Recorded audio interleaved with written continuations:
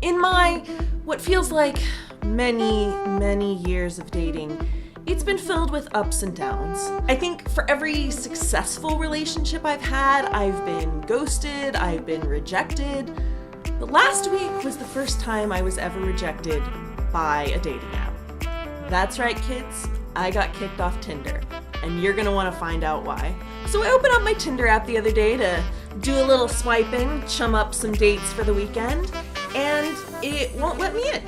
I click on the Facebook login and an error pops up. So I copied the error, popped it into Google, and it turns out error A4303, I believe, is the error code for being kicked off Tinder. So what heinous thing must I have done to be kicked off a service that's synonymous with dick pics?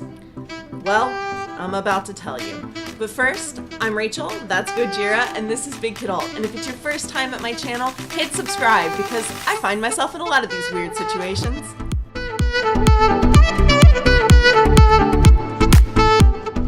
So recently I went on a date with a guy that I actually met on Tinder, and he sent me a YouTube link to a dating video that he had. It was a full dating profile where he introduces himself. It was really cute and really clever. I'll actually link it here below.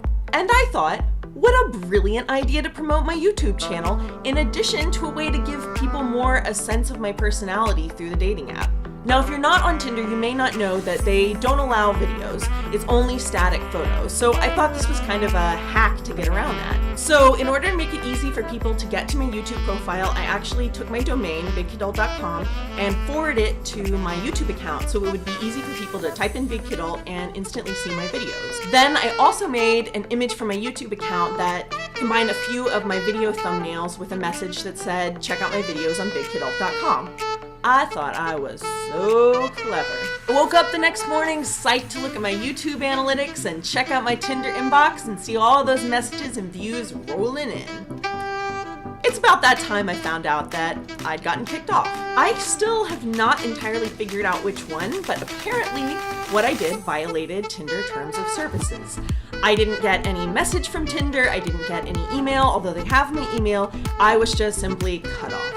I thought I was just bringing Tinder into the video age, but it turns out there's a good reason why Tinder and most other dating apps don't have video.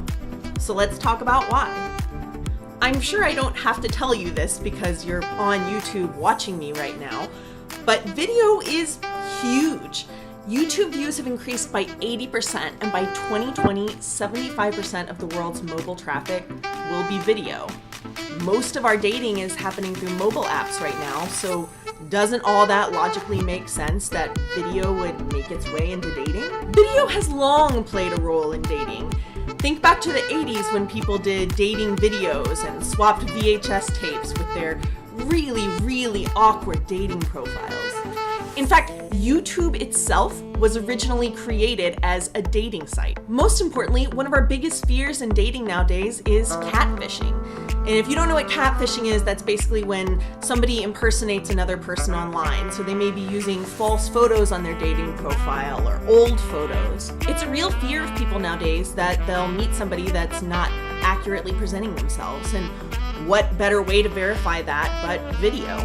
So there's a rise in video, there's a rise in fear of catfishing. So why no video in dating apps? Well, first of all, video is harder to moderate.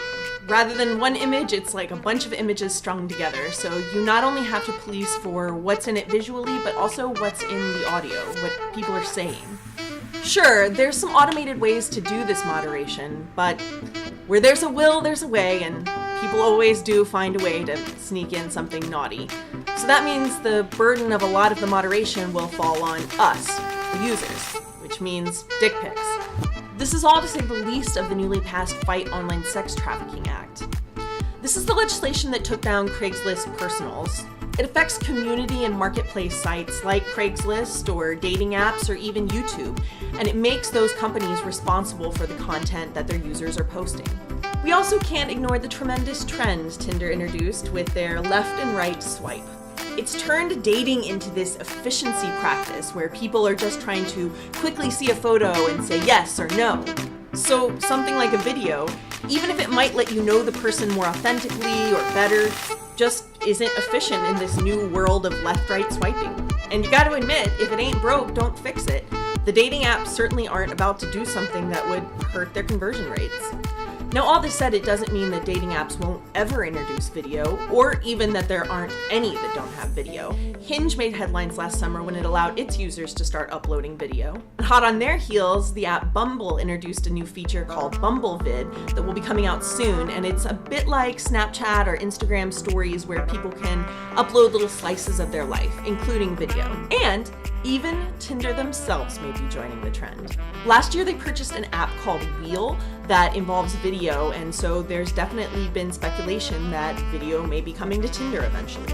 None of this information helps the fact that I am still kicked off Tinder.